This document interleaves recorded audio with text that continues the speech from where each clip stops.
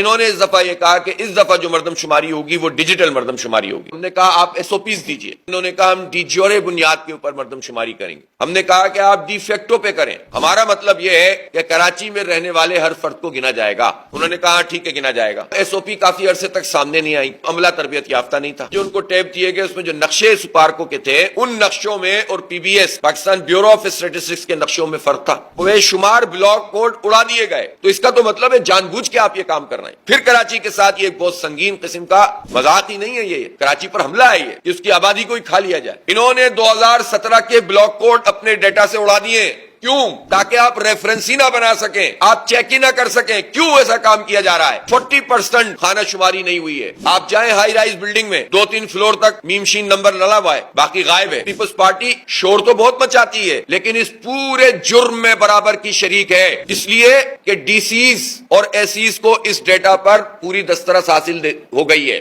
Stake holder کو نہیں دی, سب کو, پارٹیوں کو نہیں دی. بڑے پیمانے پر ڈیموگرافر کا ایک گروپ بناتے, سب سے مل کر جو ہے وہ فیصلہ کرتے. کیوں چھپانا چاہتے ہو؟ ہم آپ سے زبردستی تو ڈیٹا انٹر نہیں کروانا چاہ رہے. چھپاتے کیوں ہیں آپ؟ اس لیے کہ آپ جرم کر رہے ہیں, قومی جرم کر رہے ہیں. یہ تو آئین کی خلاف ورزی کر رہے ہیں براہ راست. پیپلز پارٹی تو ویسے بھی وفاق کا حصہ ہے.